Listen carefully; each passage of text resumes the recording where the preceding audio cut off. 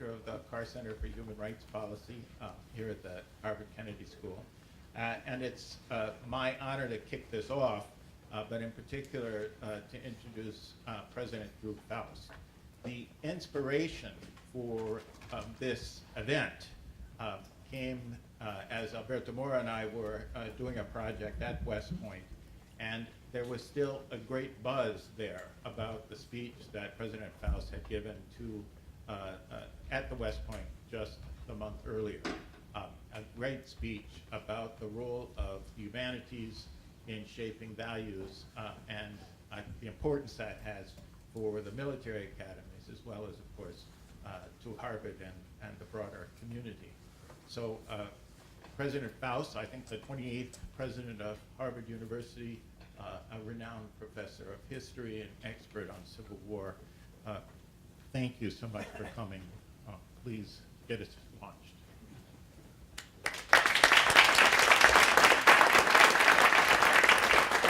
Thank you so much. It's such an honor to be here and to extend a warm Harvard welcome to our very distinguished guests, and also to acknowledge the presence of Harvard's own members of the service branches.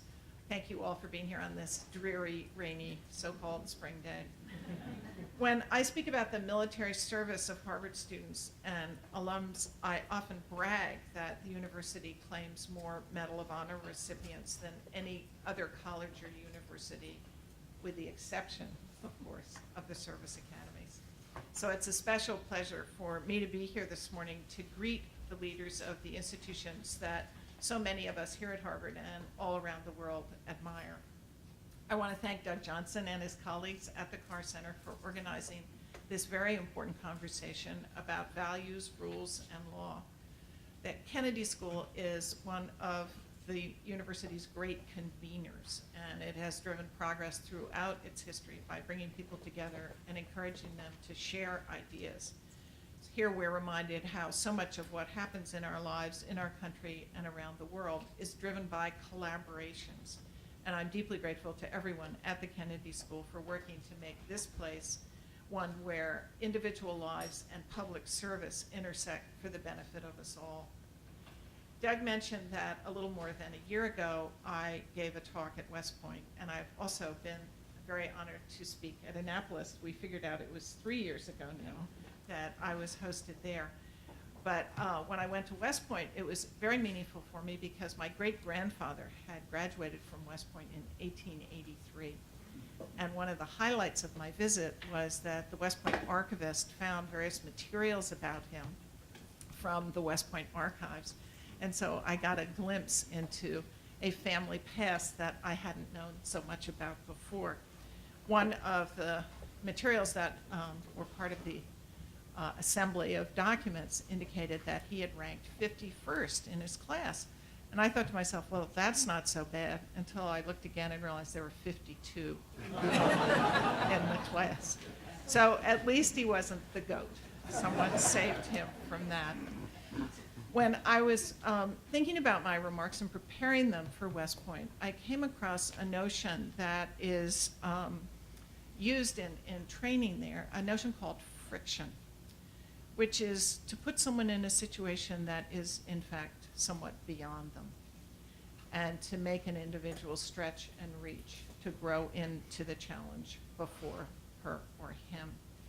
And I found myself returning to that idea as I thought about what I might say in my brief remarks to you this morning.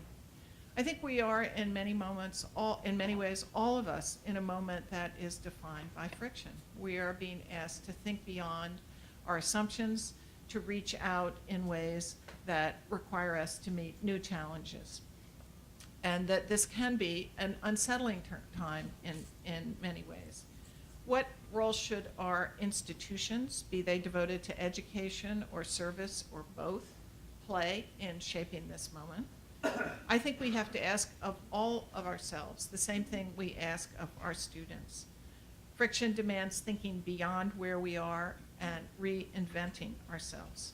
It demands openness to new approaches and new ideas, to the discoveries and possibilities of science, but also to past lessons and wisdom, to habits of mind deeply enriched by engagement with the arts and the humanities. And it demands a reconsideration of the values that underpin our actions and infuse our work with meaning. How do those values play out in a moment that's different from ones that have preceded this? Last spring, we marked here at Harvard the return to campus of the full complement of ROTC with the return of the Air Force. Now, Army, Navy, and Air Force are back fully on campus. For me, that moment concluded a long process that was not without a little friction of its own, but it was also a powerful reminder of the values that all our institutions share, of the emphasis we place on excellence and on leadership in pursuit of greater truths. So today, as we consider the current role of the service academies, let me express my profound gratitude for the service and sacrifice they and so many of you represent, and for the support and defense that you and your cadets and commissioned officers provide for all of our benefit. We're deeply honored to have you here today, and thank you, and a warm, warm welcome to Harvard. Thank you all very much.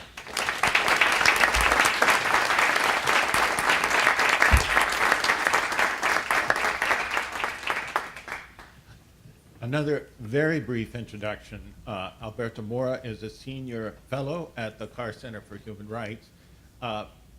Alberto was the Chief Counsel of the Navy from 2001 to 2006.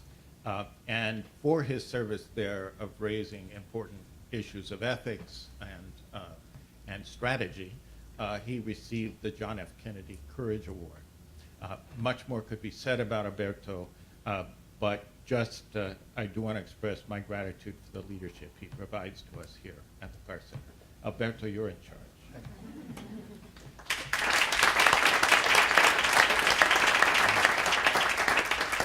Doug, thanks so much, and thanks again to President Faust for welcoming us this morning. As Doug said, I'm Alberto Mora. I'm a senior fellow at the Carr Center for Human Rights Policy, and I wish to echo President Faust's welcome to all of us here today, in particular, of course, to our distinguished guests. Each of you graciously changed your schedule to be here today, and we know you encouraged significant personal inconvenience in doing so, so we're very grateful and thankful for you to have done so. As a note, for all fans of the Coast Guard, and I count myself as one of them, we invited Rear Admiral James Rendon also to be here today, but unfortunately couldn't be present. A note on our format for this on-the-record event. Following my introduction, each superintendent will deliver prepared remarks, and that will be followed by a short discussion that I will moderate, and we will end with a question and answer session from the audience. The event will end at 10:30. Before I introduce our guests and set the stage for this morning's event, it would be fitting to say a few words about Harvard's own tradition of military service. President Faust has anticipated that, but it's important to note that this proud tradition dates almost 150 years before the founding of our country. There are innumerable data points that illustrate Harvard's historic participation in military service, but I'll mention just three. First, more than 11,000 Harvard men served in First World War.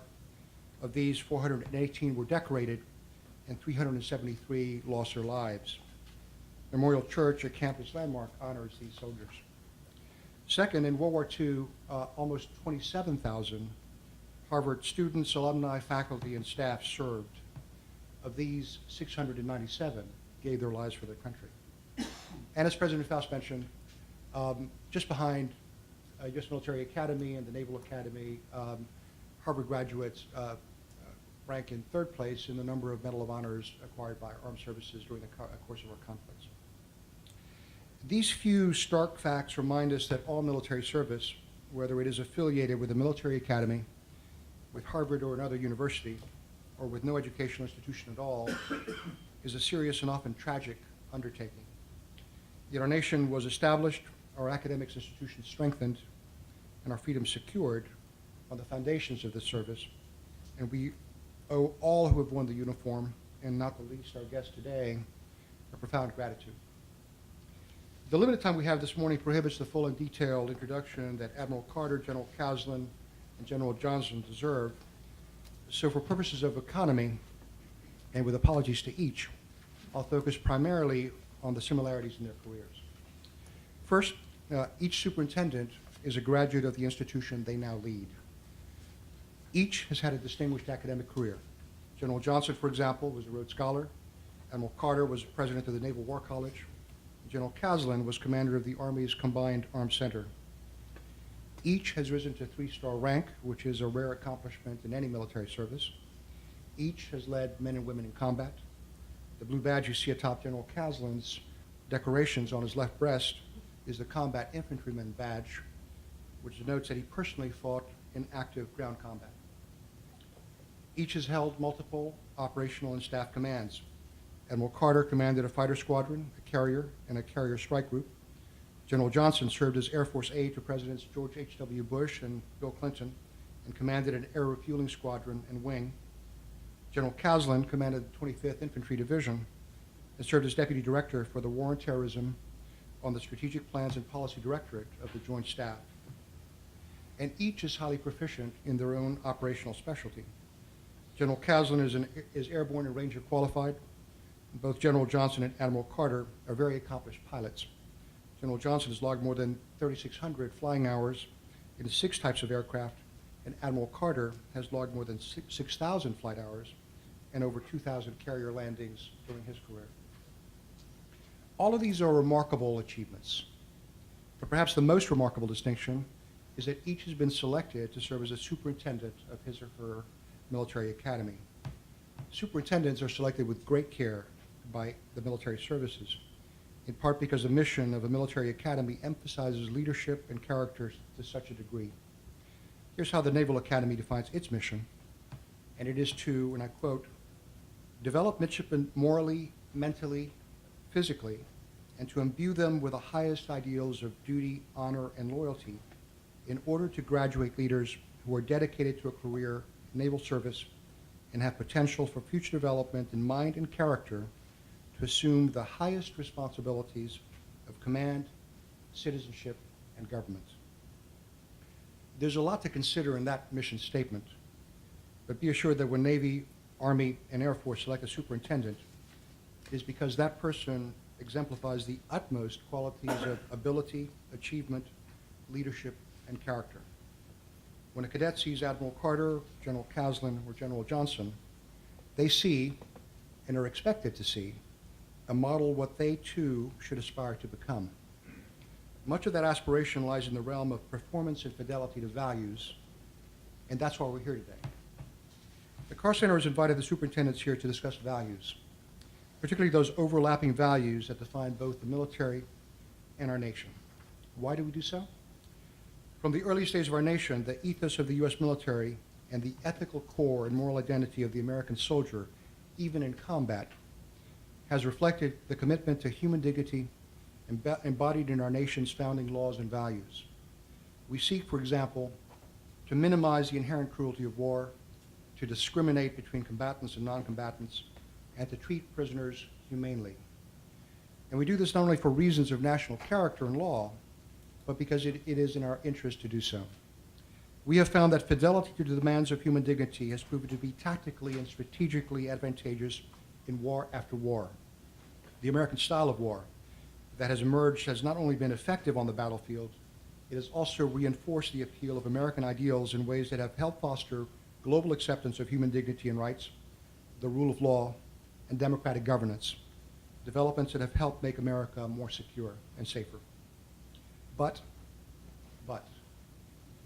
since 9/11, our nation has been at war, and throughout our history in times of war, both citizens and leaders have challenged our continuing adherence to these values. The last election cycle was not an exception. One heard voices demanding that our military should adhere to the same rules that our terrorist enemies follow, which is to say, no rules at all. These voices asserted that no law should bind military operations, that Geneva Conventions should be discarded, that the families of terrorists should be targeted, and that torture should be reinstated. This, in my view, would not only shred our military ethics and change the way we fight, it would cause moral injury to our warriors, reduce our combat power, and have adverse foreign policy consequences, including degrading the architecture of human rights that we have helped erect. And perhaps more significantly, it would do damage to our national values and character and put in peril the very things we're trying to protect. As we at the Carr Center, we're trying to identify the military leader or leaders who we could invite to address with the greatest authority these calls for a values-free military. It struck us that the most important and interesting voice would be that of the superintendents, as the leaders most closely aligned with the definition of military ethos.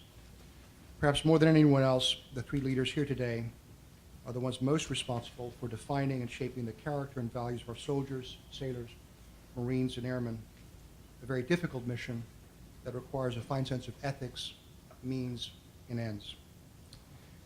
We have many issues potentially to discuss this morning, but I'll stop here with the additional thought that the one thing that we'd like to hear from you on these subjects is this.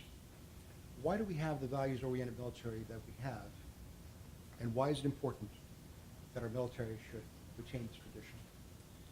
Admiral Carter, sir, you're first up. The floor is yours. Well, good morning, everyone, and Alberto, thank you.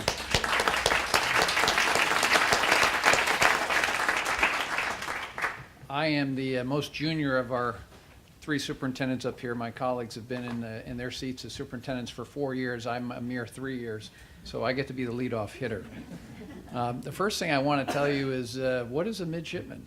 A lot of people know what a cadet is, and they go, well, what's a midshipman?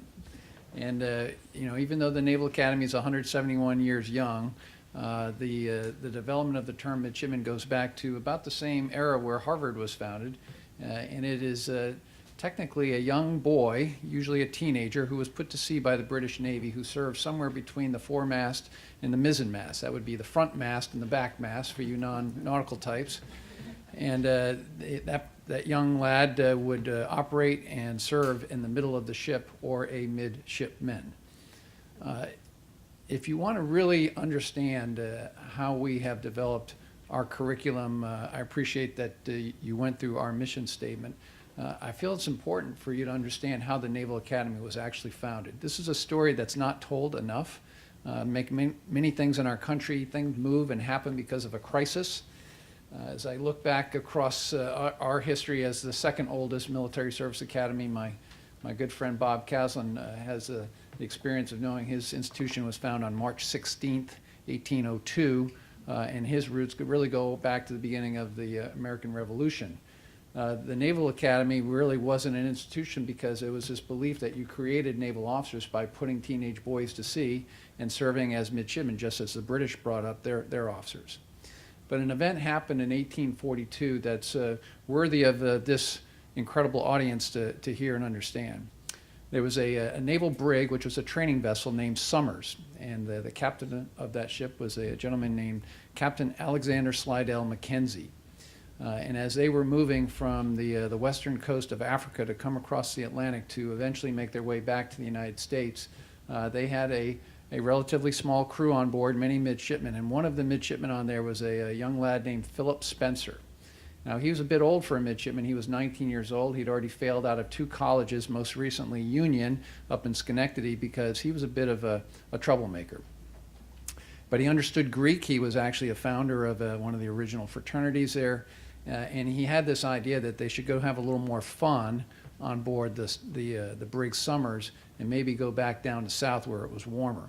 So he, as something of a joke, started to work with some of the sailors to have this idea that maybe they convince the captain and maybe even have this discussion about taking control of the ship to go down and play as if they were pirates themselves. This plot was unfolded and founded on November 24th of 1842. Now, Captain Mackenzie, as you can imagine in that era, the captain was king and adjudicator of all things at sea. He didn't initially believe that anything bad was happening, but the crew was convinced. He, along with a boatswain's mate named Cromwell and a junior sailor named Elisha Small, were actually put into shackles on the top of the ship on November 25th. Captain Mackenzie, not being sure whether the conspiracy for mutiny had actually happened, called on his team. It was led by his first lieutenant, or second in command of the brig Somers, By the way, that second in command was the cousin to Herman Melville, who actually wrote the book Billy Budd, based on this incident, another unknown story. Without a formal court-martial or legal review, the officers and crew of the Summers determined that Midshipman Philip Spencer had actually committed an attempt to mutiny. And of course, the penalty for that was pretty simple. It was death, and it was death by hanging, which happened at sea on 1 December in 1842. Now, what's interesting to note about that is the ship was pulling into New York Harbor just a few days later, and they chose to end the life of these 3 sailors at sea. When they pulled into New York on 14 December in 1842, the truth became known to the American public. Not only did we hang 3 sailors at sea for an attempted mutiny, a midshipman who was 19 years old, Philip Spencer, just happened to be the son of a well-known New Yorker named John Spencer, who at the time was the American Secretary of War. So you can imagine this was quite a shock to the American public that we would hang the son of the Secretary of War, a teenage boy who was a dropout from Union College in Schenectady. This thing became known as the Summers Affair. And it would take a few years later, when President Polk came into power in 1844 and created his new Secretary of War, another famous New Yorker named John Marcy, who then appointed his Secretary of the Navy, George Bancroft, a noted historian, that it was now time to create a school where naval officers could be developed. So the very beginnings of our Navy, created from really a crisis and a problem, was there to develop midshipmen morally, mentally, and physically to be ready to go out to sea. Now, here we are 171 years later, and as you already heard the mission statement, I'd like to distill that into, pretty simply, we prepare young men and women to be leaders of character and consequence, to serve in the Navy and the Marine Corps, but also to serve as leaders of our nation. If you were to take a look at our curriculum for what we do just in terms of the in-classroom and the experiential part of leadership and ethics, it's pretty extensive, and I'll just hit the highlights here. When our young men and women come to the Naval Academy today, and by the way, we're a completely different makeup of young men and women coming from every voting district in the country. Today, the Naval Academy takes in a freshman class of just a little over 1,100 to produce 1,000 graduates. 25% of our brigade of midshipmen today are women. And for the first time in our 171-year history, the white male is now a minority at the Naval Academy. So we are getting closer to being more representative of our nation. But when they come in, they take a plebe summer, a freshman summer character education course. That's where they first hear the words leaders of character. They take a core academic course on ethics and moral reasoning for naval leaders. They do that in their second year as midshipmen. And then their capstone course as graduates, getting ready to graduate, is to spend an entire day synthesizing their whole 4-year experience, simulating and looking through case studies and engaging in discussions about moral leadership facilitated by senior active and retired officers. Of course, we have a very robust ethical leader speaker series that's designed around the Forstall lecture series. And of course, that's only representing about 15 to 20% of what they get in a classroom setting. The rest of their experience is really done in the doing. They have a leadership set up within the brigade itself. Every midshipman learns how to sail. They go out on boats where they also get to learn and operate as teams. They also have a chance to lead in summer programs where they're leading young men and women in sports camps, seniors leading the freshmen as they come through their plebe summer experience, and then the opportunity to be involved in every level of athletics, from the highest level of NCAA Division I to club sports to intramural sports. The impact of all these programs is more than just what happens by going through testing. It's this idea that midshipmen are ready to go out and lead, not because of some sort of grade that they get, because it's really the right thing to do. Now, as I wrap up my comments, I'd like to also take you through a very short piece on what is really, I would consider, the foundation of what makes all of our service academies unique. And it's also something that you see at many other higher institutions, and that's this idea of an honor concept. All of our institutions have some version of an honor concept or honor code. Ours goes back again to the beginning of the founding of the Naval Academy. And like a lot of these ideas of having an honor concept or code, many of the transformations and the evolution of an honor concept have happened because of really bad things that happen. So you can't talk about the honor concept, even at the Naval Academy, without referencing some of these unique moments in our 171-year history. The first beginnings of this go all the way back to Commander Franklin Buchanan, the first superintendent at the Naval Academy, who had this idea that we should have moral turpitude for our midshipmen there, this idea that they don't lie, cheat, or steal. Pretty simple. But the way that they managed that and the way that they policed that was pretty unique. And it wasn't until an event happened in the early 1900s where the code of honor back then was determined between two midshipmen by actually having a boxing match.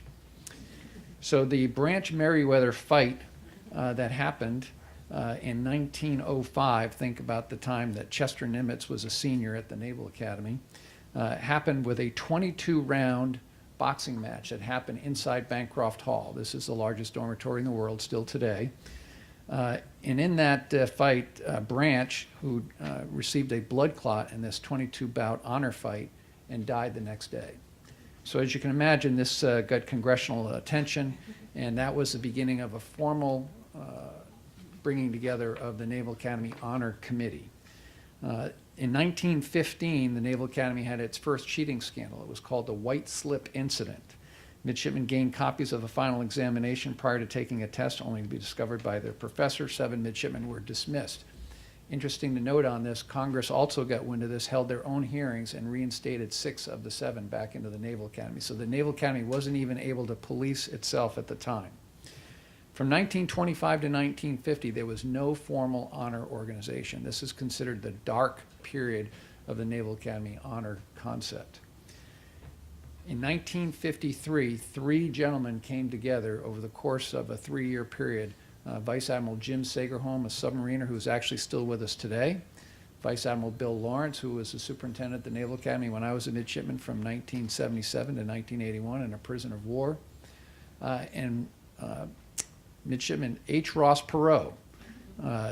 The 3 of them were the founders of what we would consider today the modern day honor concept. In fact, Ross Perot wrote an actual history of the Naval Academy honor concept, and it was his words that said, the honor system as follows should not be written in code, but in spirit, for the written code kills, but the spirit gives life. Those are his words from 1953.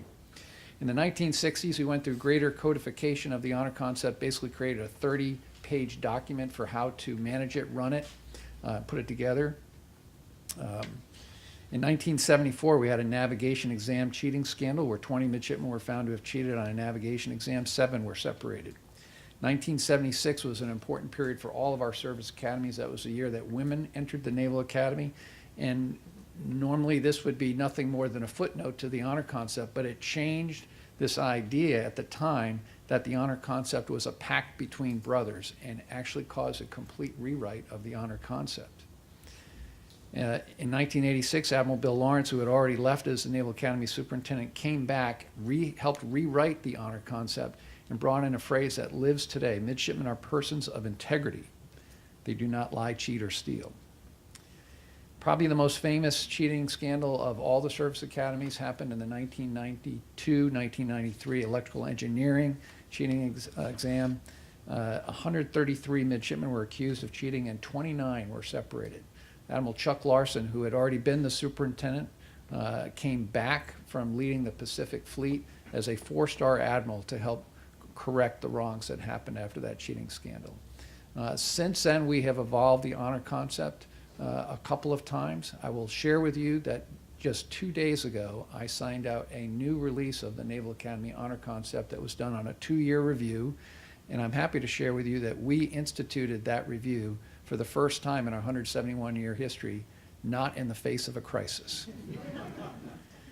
And the unique nature of what came out of that review, and it took 2 years to do it, was that the honor concept is still sound. It is still owned by the Brigade of Midshipmen. It is still a concept that needs to inspire, educate, shape thinking, and shape behavior. And it is set in motion to not only solve the problems of today and how midshipmen think and behave, but also as we go forward. So as we go through this discussion, I'll just wrap up my comments. We finished an ethical leadership conference yesterday that's sponsored by Senator John and Cindy McCain. And the principal discussion about that was ethical thinking going into future conflicts. So as we think about the technologies that are emerging in front of us, from cyber to laser to microminiaturization to biological to chemical to nuclear to artificial intelligence, a lot of the decisions that have been made in the history of warfare through ethical leadership for how to win in wars, how to bring violent ends to change an enemy's behavior are done through these leaders that come through our institutions. And everything from the honor concept to even how the Naval Academy was founded through a crisis will continue to prepare our young men and women to be those leaders of character and consequence into the future. So thank you for your attention, and I look forward to answering any of your questions.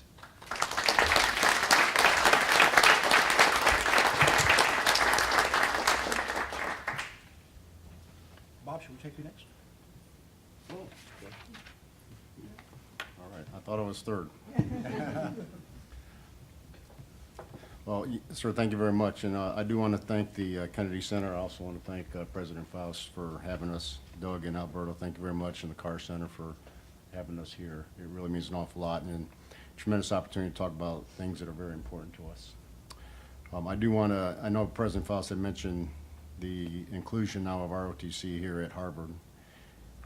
I really, and I understand the consequence, the impact of all of what that means to all of us today, and to ensure that that every single American who meets the standards has the opportunity to serve their country.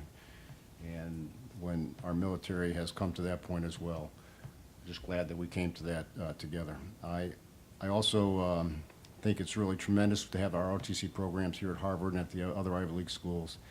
It means so much to bridge the civ-mil gap that's been going on in our nation, particularly since we've had the all-volunteer Army. So we're really pleased to see that.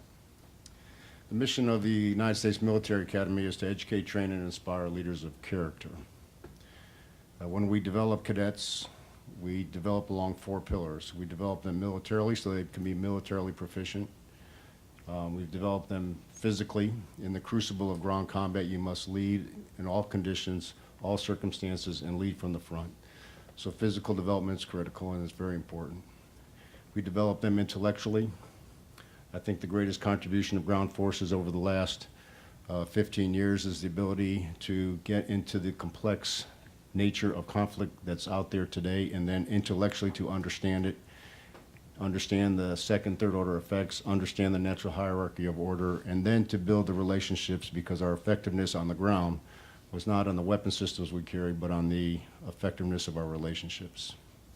And we also develop our cadets with character. But going back to the mission statement does not say we educate, train, and inspire leaders who are intellectually competent or physically competent or militarily competent. It says we educate, train, and inspire leaders of character. Because you could be competent in all those other things, but when you fail in character, you fail in leadership. It's simple as that. You don't have to look too far to see the front page of the USA Today or the New York Times or some other senior leader in the United States Army that has had a breach of character. And not only does it impact him or her personally, but it impacts the public trust that the public puts into all of us. And character, building leaders of character at West Point is the most important thing that we do. You know, the Army and all the services are members of the profession of arms. And if you stop and think what a profession is, you know, you have professions who are dentists, professions who are doctors, professions of other types of services, but a profession is normally someone who has a unique service for their client and they're experts in that field. So in the profession of arms, the unique thing that we provide is the moral and ethical application of lethal force in accordance with the values of our country. And that's tremendously important, as you understand the profession and the unique thing that we provide. When we take an oath of office, we swear allegiance to the Constitution. The Constitution puts us in the military subordinate to our civil authorities. Our civil authorities are elected by the American people. So in the profession that has a client, our client is the American people. The relationship we have with our client is not does not happen automatically. It really happens through trust. It happens with it's with a trust relationship that is fragile, that can be lost, but it's a trust relationship that must be earned. And you don't have to look too far back in our history to see when that trust relationship did not exist, like the Vietnam War. And I remember I was at West Point during the Vietnam War in 1971 to 75. It was not a pleasant time to wear a uniform. I remember every time I went off post, the first thing I did is find a gas station with a bathroom and take my uniform and shove it in a paper bag, because people would make fun of you, they mock you, and I've even been spit on just because you're wearing a uniform. That's not the type of relationship we'd ever want to go back to. So the trust relationship with our client, the American people, is tremendously important. One of the characteristics of the profession, I guess if there had to be 3 characteristics that we would define of our profession, they are character, competence, and commitment. Character being the most important for the reasons that I mentioned. Competence because we're experts in our field. And commitment to our profession, which means that we are the ones that develop our future leaders. We are the ones that police ourselves. And when we fail to do that, Congress will help police us in a heartbeat, and we see that a lot. Character at West Point, as I said, is the most important thing that we do. Foundation to our character is our honor code, like Admiral Carter was saying. The honor code says we don't lie, cheat, or steal, or tolerate those who do. But we look at character development going much further than not lying or cheating or stealing. Character development is the aspiration of an ethos, and that ethos is a set of principles, and those set of principles embrace our values. So it's an aspirational goal to internalize the values of duty and honor and country, and to internalize the values of our Army. Our values in the Army are loyalty, duty, respect, selfless service, honor, integrity, and personal courage. When you internalize those values, they become part of your very essence, so that when you're faced with a compromising situation, you don't necessarily have to think about what right or wrong is. The natural reaction is the manifestation of what you've internalized, and those are the actions. And ideally, they would be actions that manifest of honor. I guess a good analogy to kind of talk about this is holding a cup of coffee. If I'm holding a cup of coffee and it's filled to the top, if someone bumps my elbow, whether I want to or not, what's in this coffee is going to spill out. So when I'm faced with a compromising situation, whether I want to or not, how I react to bad news, how I react to good news, how I react to something that can be compromised, that I might rationalize to think it's okay, that natural reaction is going to be what I had manifested, and it's going to spill out. You may not like what you see when it's spilled out, but the reality is that you got a chance to see what was really inside of you. So our goal with the cadets over 4 years is to take the value set that they come into the Military Academy with. In most cases, those values are very congruent with duty, honor, country.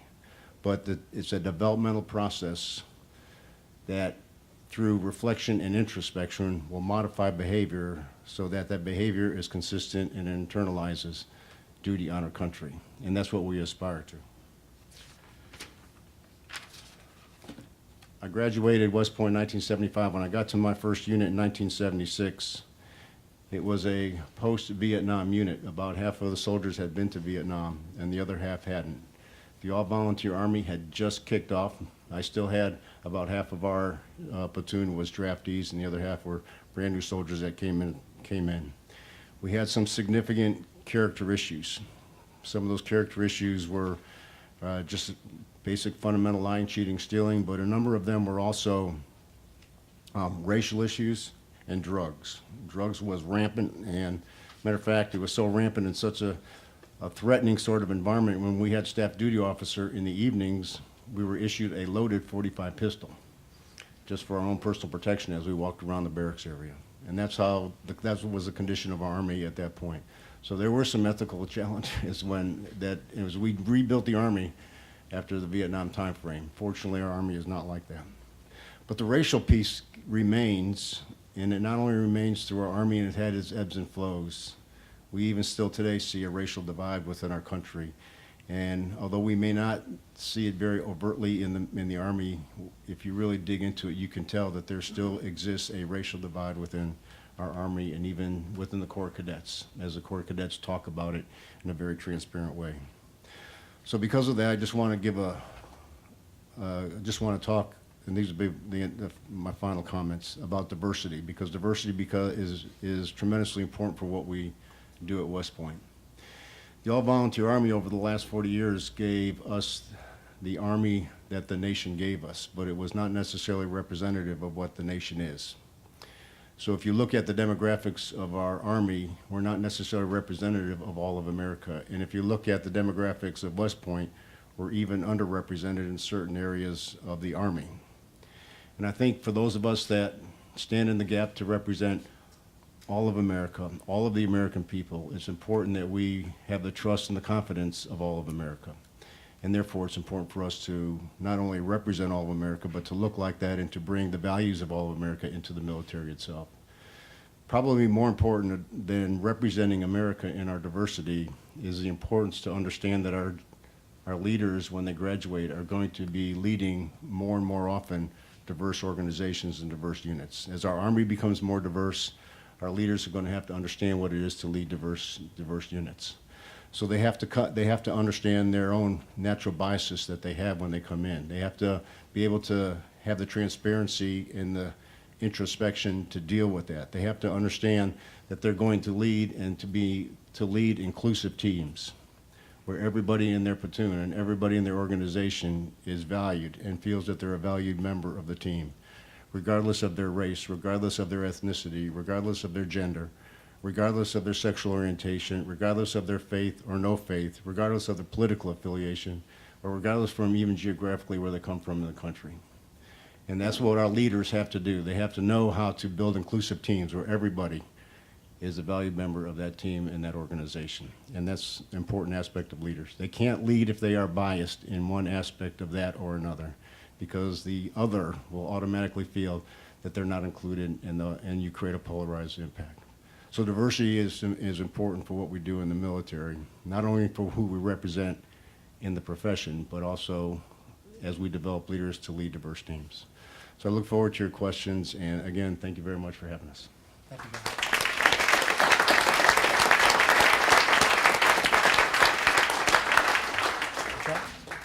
So thank you all for being here. Thank you for the Carr Center and for Harvard to host us. It's great to see some familiar faces and make new friends. And it's an honor to be here with my colleagues. So Orville and Wilbur Wright had not been very active in the early 19th century. So the Air Force is the youngest service as of 18 September 1947. And then our Founders Day was 1 April 1954, which I think was a joke played on us by President Eisenhower and his classmate Hubert Harmon, who were West Point classmates 1915, but General Harmon was our first superintendent. So our traditions are tied in many ways to the Army and the Army Air Corps as we came into being. But in the 50s, when our academy was forming, you can hear from the history that Ted's shared and others.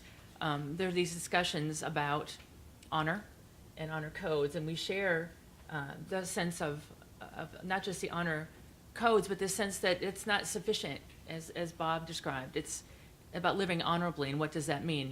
You could check the squares on the honor code, but that wouldn't be sufficient for what we need. So we share that. We also share an approach to curriculum that I think is more and more important, because our core curricula are about 2/3 of our total semester hours required, and it's about half and half liberal education and STEM.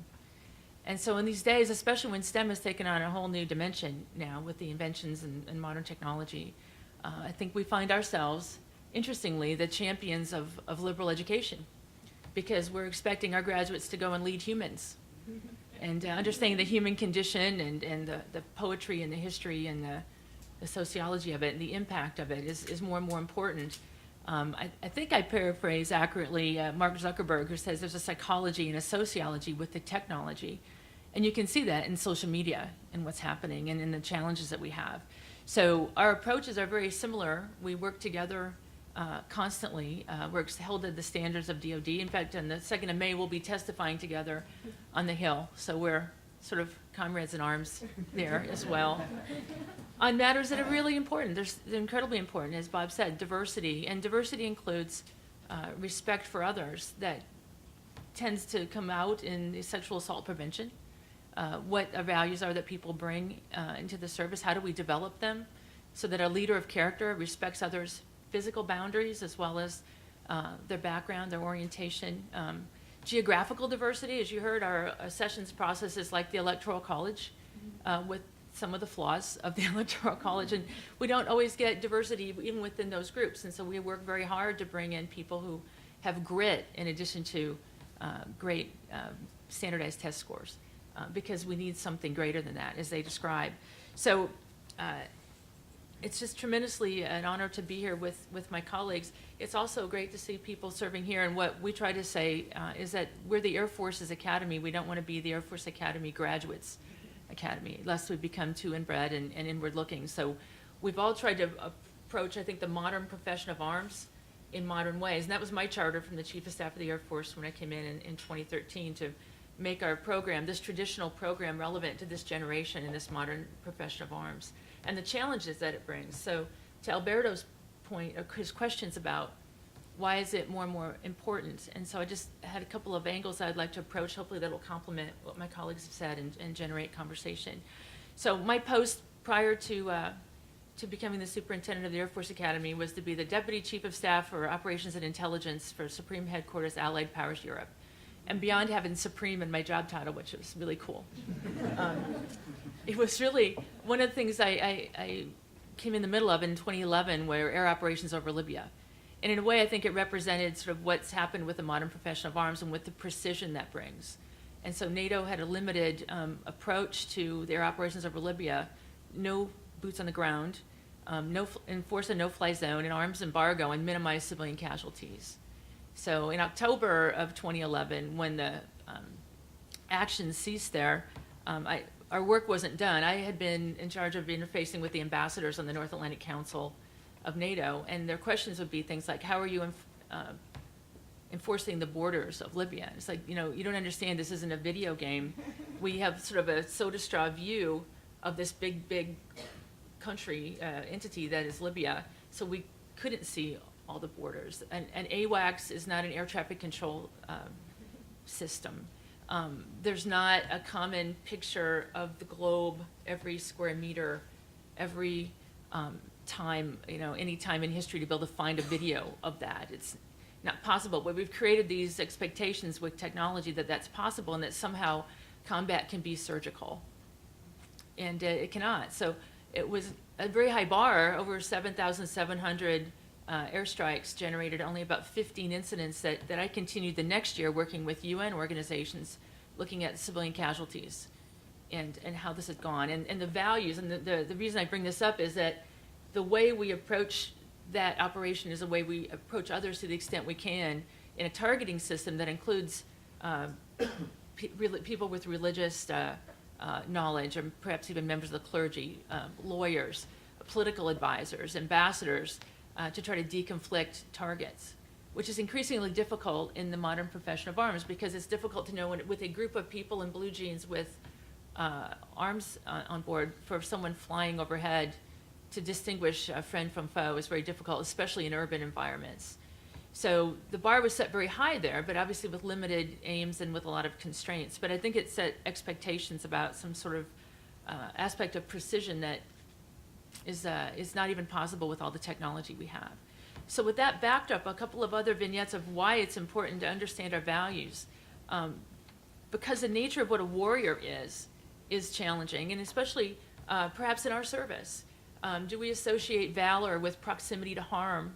Can you have valor and be a remotely piloted aircraft operator in South Dakota holding targets at bay in Afghanistan? Because it certainly takes a toll on the people doing this. So we have a sense, I think, that in the movies capture sort of this lone warrior, Braveheart sort of soldier. We understand that. We understand soldiers on patrol. We understand big ships. We kind of understand airplanes flying around. Do we understand what happens with this satellite linkage of someone with a screen somewhere, working through satellite coverage with someone driving the satellites somewhere, bouncing signals off of a coalition platform somewhere, maybe a Dutch fighter, or maybe off of another remotely piloted aircraft, to support activities on the ground. And that the operator watches the target for hours on end, maybe days and weeks and months, and sees them playing with their kids, sees them going about their life, and then they're told, okay, now take the shot. So we have a couple of vignettes. One is about Lieutenant Brown, who had a crew of 2 and was watching, had a target he'd been following, and they said, okay, you're cleared to take the shot. It wasn't an order, but you're cleared to take the shot. But the target was near a couple of children. And he went up his chain of command and said, not now. Not now. And so this sounds counter to military discipline, doesn't it? But what are we asking people to do? Are we going to employ values? Because by the laws of armed conflict, he could have taken the shot immediately. The proportionality, all the standards have been met. But he didn't. And he waited. And in this case, he waited 5 minutes. The kids ran off one way, and he took out the target. Another vignette we've had, and at our recent National Character and Leadership Symposium, we all have very parallel approaches to this. We talked about what's a warrior ethos, and what are the pressures on people on in the remote system, these supposedly really highly technical and personal systems, with human operators watching and trying to do the right thing. So there's in the case of a captain who wouldn't take the shot because his target every day would put a child on the motorbike behind him as he went to his IED factory every day. And if you think about this loiter time of day after day after day of watching this pattern of life, and he said, do I need to take it today? Why is today different than yesterday? And there's a conventional wisdom on the ground that said, well, he'll do the same thing tomorrow as he did today, so you might as well take the shot. And they actually changed the crew lead. And he went in, and the target actually stayed in the house for 4 days. And when he came out, this time he didn't put a little kid on the back of the motorbike, and they did take him out, but not on the time schedule it originally had. But these are the dilemmas that our modern warriors face. And then they don't stop watching. They watch the aftermath. So counter to sort of past lore that, airmen don't really see the results of what they do. They do now, and watch the aftermath. So that's a matter of conscience. So, but is that the type of warrior that represents the American approach to war and values? Perhaps so. But how do we teach that? How do we support that? But how do we have effective operations with that? How do you balance that? And so those are the dilemmas. And so our faculty have tried to incorporate ethical dilemmas in this technical environment, this remote environment, into not just the curriculum, but also into the training, as my colleagues have described. And what does an honorable person do with that responsibility that we are to manage force, and at some point we are asked to kill people and to break things, and how to do that responsibly in the American way, not lose who we are. So those are the kinds of challenges, and I think, Alberto, that's why this values matter. So thank you so much for having this forum, and I appreciate the opportunity to be here, and I would love to answer your questions. Thank you. Thank you very much.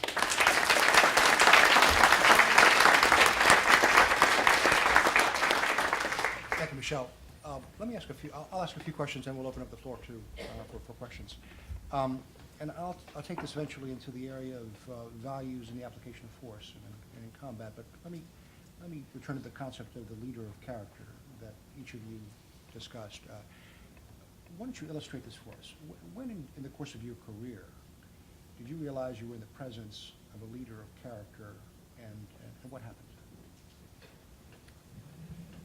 I can answer that in a very short vignette. For me, it was early on, and as I'm a few years younger than Bob. But, when I first joined into the naval aviation ranks, I was in the last of the fighting F-4 Phantom, and most of the people in my ready room were Vietnam veterans, and they were exceptional leaders and had been through a lot. Back in those days, we didn't have this thing called operational risk management. If it said you took off at 10 o'clock at night, no matter what the weather was, didn't matter what the deck was doing, you went flying. And this particular day, which was a very cold day in December of 1984, I found myself flying with a Vietnam Riverine boat lieutenant commander who had turned fighter pilot, and I was in his back seat, and we were trying to come back and land on board the USS Midway, which is now a museum out in San Diego, so that's how old I actually am. And the deck was pitching so dramatically that we had gone around more than a handful of times, and everybody else that was in the air found a way to be in cycle with the back end of the deck and find their way into landing with their tail hook. We were already on our 10th attempt to land. We had already refueled 3 times to try to make our attempt to land. And this is at the height of the Cold War. So we were doing all of this work at night. It was about 11 o'clock at night, and we weren't talking on the radio, and to include where we go up and refuel from a K-6 tanker. The tanker that we went up with and tanked with for the last time, because he was running out of fuel too, actually gave us 1,000 pounds of his own fuel. He didn't have to do that, and he actually broke radio silence and said, "Steamer," this is the name of the guy I was flying with, and my call sign is Slapshot, "Steamer and Slapshot, this is your night in the barrel. I don't know how this will end, but I'm going to give you some of my own gas." And he did that. And Hound Dog McLean, I'll never forget him. He went on to be a Blue Angel and an Admiral. He landed on the first pass, that son of a gun. We made 4 more attempts to land. And the captain of the aircraft carrier was a guy named Charles McGrail, also a Vietnam-era fighter pilot. His hands were the biggest I've ever seen of a human. We actually called him Big Hands McGrail. And this was that moment of decision. We were probably not going to land. And he had only a few options. He had a whole aircraft carrier to think of, and yet just 2 small little pink bodies in one airplane, who are now desperately trying to figure out if we're going to land. And by the way, the water temperature in the northern sea of Japan was about 45 degrees. Our expectancy of being in the water, even with a helicopter ready to pick us up, was probably something on the order of about 45 seconds. So this was a serious dilemma. And there was he came up on the radio, also broke radio silence. It was like the voice of God. And he came up and he calmly said, "Steamer, I see you're working hard out there tonight. You have 3 options. You can fly up the side of the ship and eject, and we'll pick you out of the water. We can put the net up. That's actually literally a volleyball net that they sling up in the back of the ship, and you come across and you cut your engines and count on gravity to bring you into the net, which is much more difficult than landing on a ship, by the way. Or you can come in and just land." And it was that moment where I realized, I was 23 years old, that there was somebody watching out for us. And he took everything to think about us in conjunction with everybody else he had to think of, and gave us 3 discrete options, none of which were particularly good, by the way. And we came in and just landed, and that's how it ended. So that was my first real eye-opener to somebody that was really faced with an incredibly tough decision, thinking about all the other elements of the aircraft carrier and other people that did all the right things for an incredibly good outcome. Yeah, I would say that leaders of character are not only the application of the moral and ethical application of combat power in accordance with rules of engagement and stuff like that. Leaders of character are men and women who embrace our values. And when people stop and reflect on who they think about as a leader of character, to me, it's the commander who had tremendous patience. It's the commander who respected everybody. It's the commander who dealt with the officers that were constantly making mistakes with grace and dignity, as though he did with those that were doing very well. It's a commander who handled good news, bad news, as well as he handled good news. And I mean, he had embraced the values of what you expect in a leader of character, and the way he treated people, the way he handled tough situations, it just kind of percolated, those values and everything that he did. So it's not necessarily, a leader of character in combat. It's a leader of character as a leader, and how you handle good situations, how you take care of people, like Ted was talking about, how you care for them, and how you, even when they're not doing very well, pushing them in order to tough love to meet the standards. Those are leaders of character, because they understand you got to be competent enough to be proficient in your profession. So, and the values of a profession actually transcend boundaries. So one of the parts of my duty early on, I flew C-141s, which are retired now, and so the predecessors of C-17s. And before GPS, and we flew around, I flew in Africa and the Middle East and South America, and there weren't many people who looked like me flying then. And so it was eye-opening to me. We were landed in Khartoum, Sudan one day, and the Civil War has gone on for a very long time. This is the 80s. And the crew, my crew bravely said, Captain, you need to come down here. And I came down, and there was a member of the armed forces of Sudan who, very grim, and had a very large scar. So I know people had tried to kill him, and he probably did them in first. But they were very upset with us that we were not bringing in the weapons they thought were coming from another plane. In fact, we were going to supply the embassy. And so what was fascinating was I just tried to be respectful and talk about what I meant to do. And his English wasn't the greatest, but somehow across a culture, he realized I was being professional and respectful of him, and likewise he was respectful of me, and he helped us through. And it may sound like a small incident. That was a pretty significant emotional event for Captain Johnson when I was 27 years old. And but I think that's what we find is that professionalism as we bridge. And for me, showing up places in Saudi or other places, I say, why is this working out so well? Why are you working with me well? And they said, well, you're being professional, and so we're respecting that. So it does bridge cultures as well, how you treat each other. And it doesn't mean that our governments may share the same values, but there's something about that when dignity and respect are reciprocated. And so I had the privilege of experiencing that across cultures as well as within our own service. So that was very important to me. Thank you. Now let me turn to the policy questions. A lot of Americans are saying the terrorists don't follow any rules. Why should we follow any rules in our combat operations? What's wrong with that idea? You're stuck going first.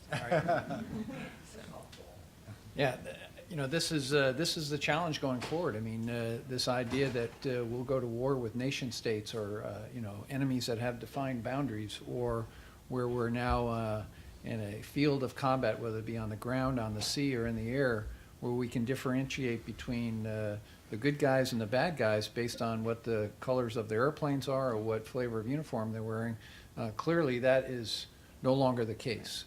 And it isn't just the terrorism piece, it's small nation states, this idea of going to combat in what's known now as gray zones, sometimes this discussion of going into combat into shadow wars. This is the nature of war, probably going forward, maybe for a very long time.